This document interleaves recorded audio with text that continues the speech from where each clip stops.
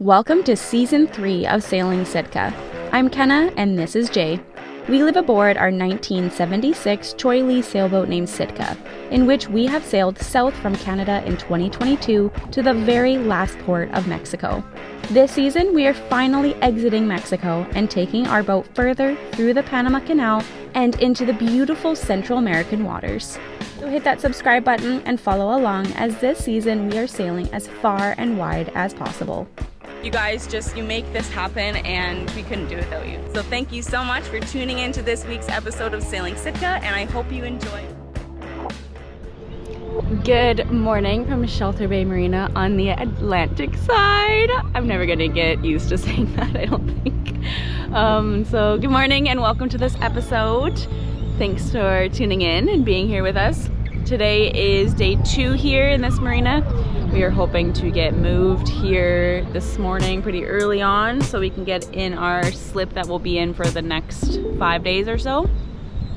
We're still here on the temporary dock for mega yachts because they don't know where to put us yet. So hopefully getting a slip number today, and then we'll be able to move and then get our boogie on with boat work. Okay, start? Yeah, start.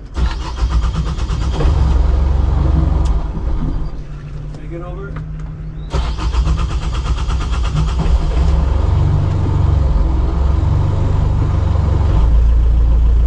Might be that filter housing that's just becoming bad and letting a bit of air in. I mean, we have dirty fuel too, that's another completely different issue, but I don't think the dirty fuel at this point is what stopped the engine then. You know what I mean? It was like it's air coming in, so air's coming in. But what's weird is it might be the secondary filter that's on the engine, because we have a self-priming fuel pump, meaning anything that's pre that, the 2 water fuel separators the air should be automatically pumped out. So when you do those filter changes, you don't need to bleed the engine for the water fuel separator. You do need to bleed it when you do the filter one on the engine. But I mean, we put that on. I mean, we only did that one in Panama, I think, huh? Yeah. Yeah. At the Anchorage in Panama City. I think so. But yeah, call the marina here and just tell them. We're gonna still try to move here? Yeah. For those of you who are just joining us now, we've been having some trust issues and trouble with our Yanmar 56 engine operating at our fullest capacity. When transiting the Panama Canal, our engine unfortunately failed on us 5 times. Now, tied up to the dock here in Shelter Bay Marina, we changed the filters and cleaned the bowls on both our dual Raycor water fuel separators, in which we showed in last week's video. If you remember, the amount of water and gunk that came out of those was quite shocking, and we assumed that was the end of that problem. But as we flashed up the engine today to move slips, sure enough, she didn't initially turn over, which led our minds to wander off and come up with other ideas of what could be happening. This is the reality of boat life sometimes, exercising multiple theories to a single problem, as there usually isn't just one simple fix. Sometimes, even taking a second to think on it and concentrate on other projects in the meantime, and then circling back can be beneficial, which is ultimately what Jay did after coming up with his second theory to what is going on with our engine. We do eventually figure this out, so stick around to the end of this video to find out along with us. This one's staying clean. So maybe there's a blockage in the hose going to this, like in this pipe here. Like in the pipe that goes from here to there and then back to the return line. So the only place I could see there's probably blockage is like there's a blockage from that the filter didn't get, maybe from here to there, or I'm missing the ball completely and now the fuel's clean right now. Yeah, it is. There's no gunk in there. Anyways, we'll monitor.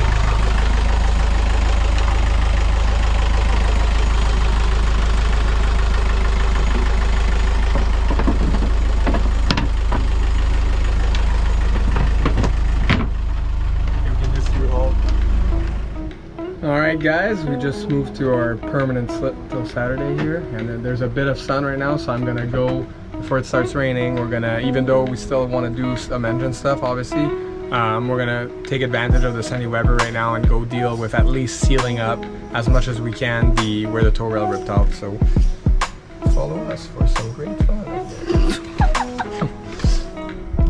Should I be at the dock?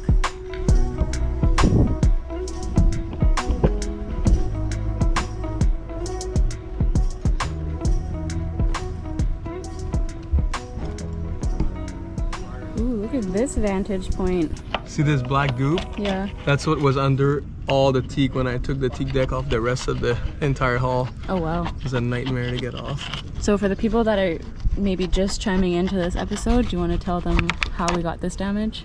Once we got to the Atlantic side locks, they made us tie on to basically a giant commercial mooring ball.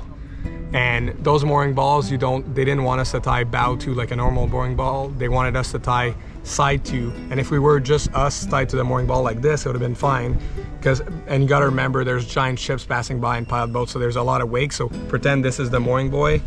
They had us two boats tied like this with lines going from our bows to our bows and sterns to our sterns.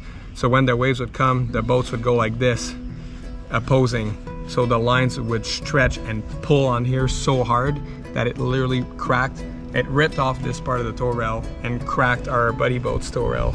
So in the morning, we're like, after this cracked, we're like, that's it. Like, we unconnected and went to our own mooring ball, which we fought to do the day before, but the advisor told us we couldn't. As the advisor we had on the second day was a lot better.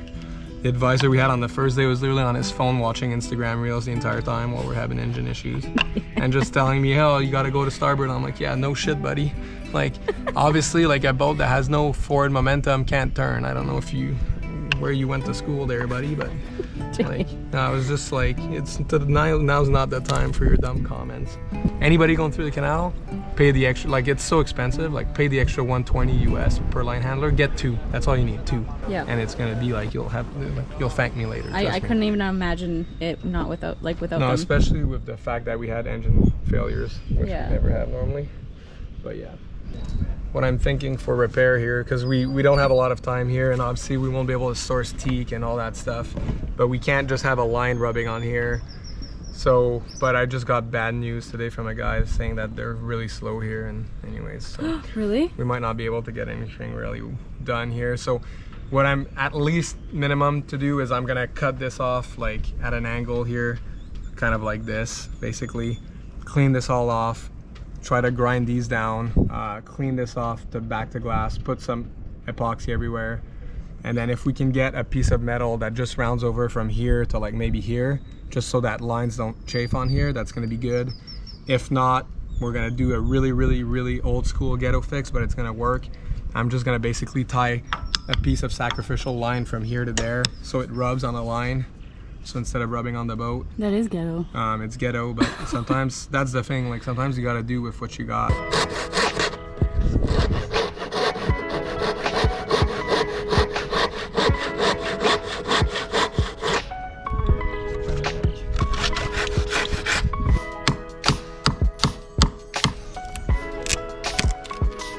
Yeah. Yeah, this whole deck used to be covered in teak decks. The only part I didn't do is the bow. All right, so now I'm gonna go use my multi-tool and cut this little chunk out, cut this little part out, and then I'll probably use a grinder, cut these pegs off here, grind those off, and then we'll clean that area and put some epoxy, and then we got some paint. We can paint that, and then, yeah. Did you say that you got that tool lent to you? Yeah, so I found the saltiest looking guy in the marina because I looked around, it's like metal boats or plastic boats. So I'm like, a handsaw, probably not gonna be what sailors have. And then saltiest looking guy, he's like, I got one. I'm like, I knew you would. There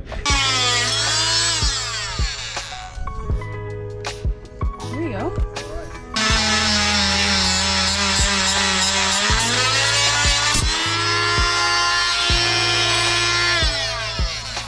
Am I gonna get shocked or sparked?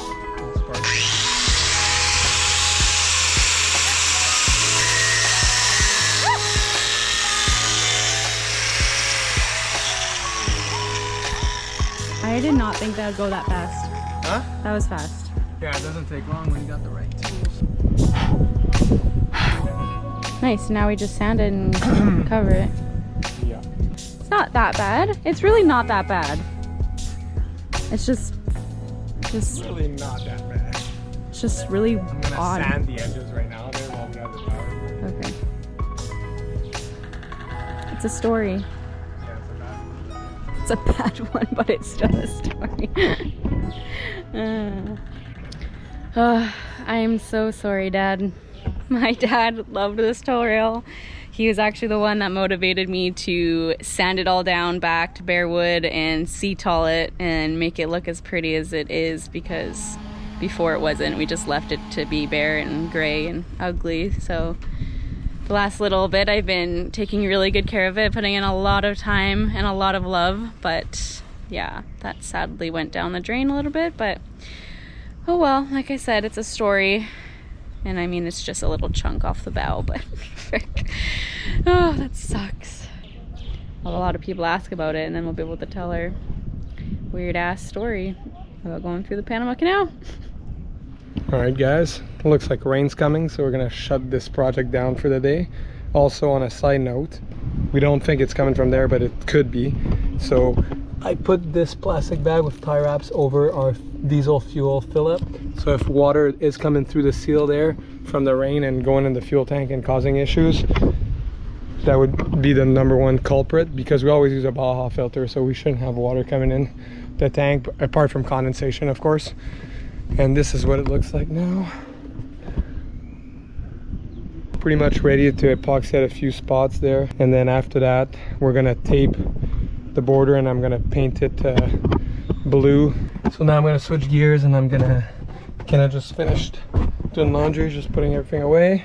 Yes. 4 machines for, I think she said 150 boats. All right, Nico. Adios, amigo.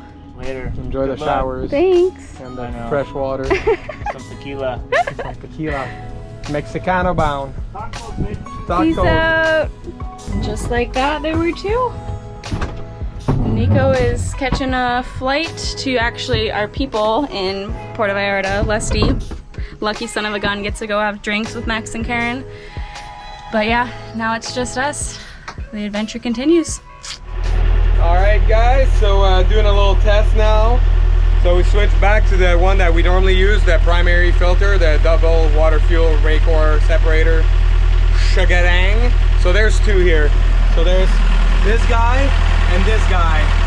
So we both cleaned them yesterday really well, plus changed the filters. But then this morning, the engine wouldn't start. But I kind of know why. It's because when we were cleaning this one here, the second one, and it was open, we accidentally touched this valve, and then we heard a vacuum, and air got into that other one, and it was probably too much air for the lift pump to be able to clear before it got the engine. To move slips today, we used a secondary one. So I was like, I don't want to risk it if there's a air leak in there, but I think it was just from us touching the valve. So now I started the engine, I switched it to that filter, and it's been running fine. To our surprise, this filter stayed clean this morning. No gunk got in there. So right now I'm running this one. So I basically put a piece of blue tape marking where the shitty fuel stopped from like running it only 6 minutes. So hopefully that was just what was in the pipes or whatnot. And we're gonna run it here for probably an hour and see if it goes up, so we can see if it's worth polishing the tanks or if it was just like a fluke thing and we got it, and I don't know. We're gonna see. All right, guys, well, we had the motor running for 50 minutes. I just shut it down because I went and looked at it. I was gonna do it in an hour, but like the test is successful. So we put a tape mark where the brown shitty water was, and I guess is after we cleaned the filter, there's some stuff left in the line that came through, and then I don't know what's going on, guys. It's hard to tell, but we're happy right now because this is what it looks like. So you see the tape mark? Well, above the tape mark is all clean fuel, and below it's that dirty stuff. But we put the tape mark before flashing the engine, so it hasn't gone up. So that's promising. So now the next test I'll do is, now it's on this filter. And like I said, this morning when we started the engine, I wouldn't go, but yesterday when we cleaned the other filter, we introduced air in that one, and I think it was too much air for the self-priming pump to pump. So tomorrow morning, I will run the engine again, and hopefully it starts, and then we know that that's all good. And then I'll let it run again for probably another hour, just to make sure. And then if that's good, then I'm happy with that. So that's the plan, Stan. Stay tuned.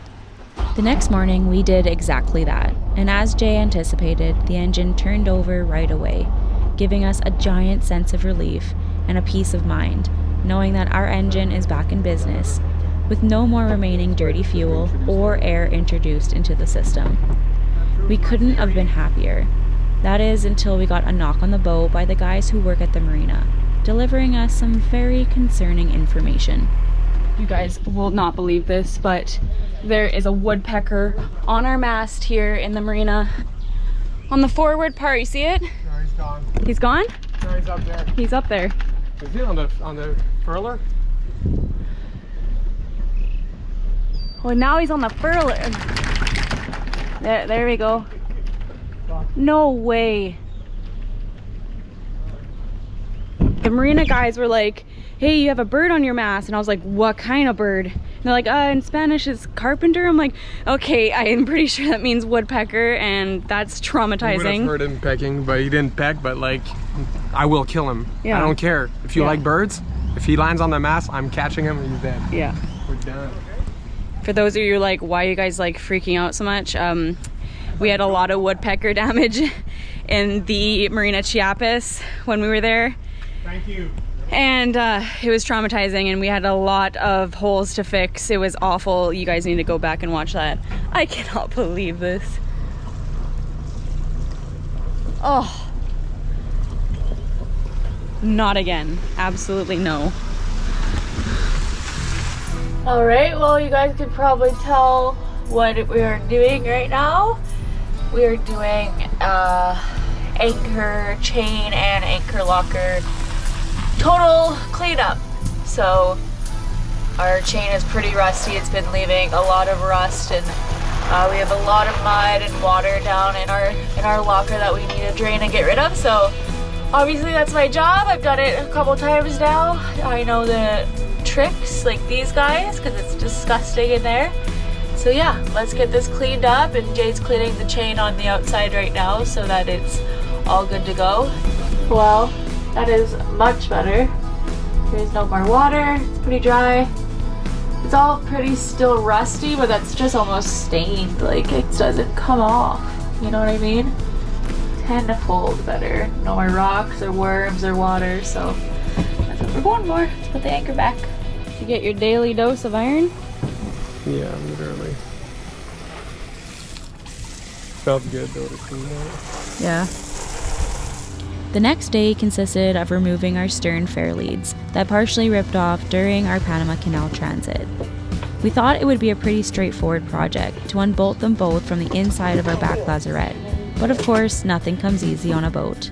Instead, we had to cut the bolts using a grinder to physically remove the fair leads, resulting in an unfortunate and ugly outcome. By the way, it's Christmas Day. It's the 25th of December today. This is what we're doing for Christmas. Where's Blue Toes at?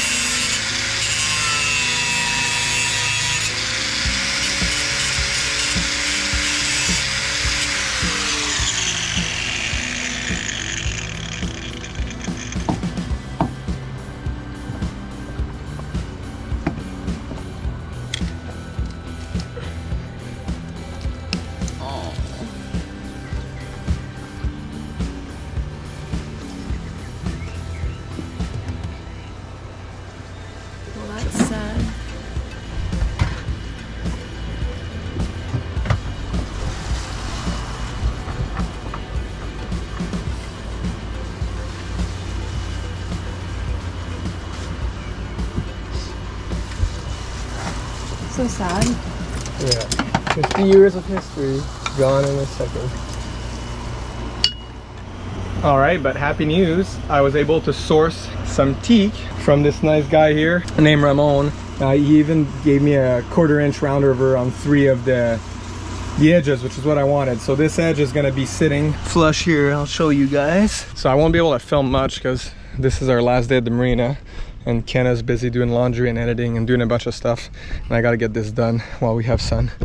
So this basically is gonna go like this over here. So obviously I got to cut it to shape there. So let me get started on here. Like I said, don't expect some good filming. I'll probably just show you the result at the end. But that's the reality of cruising sometimes.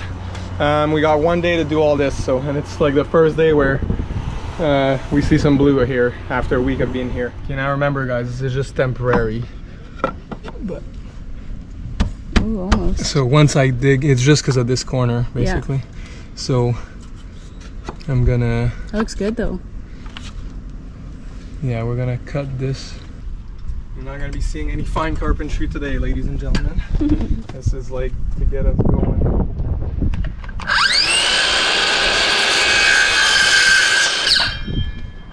Okay.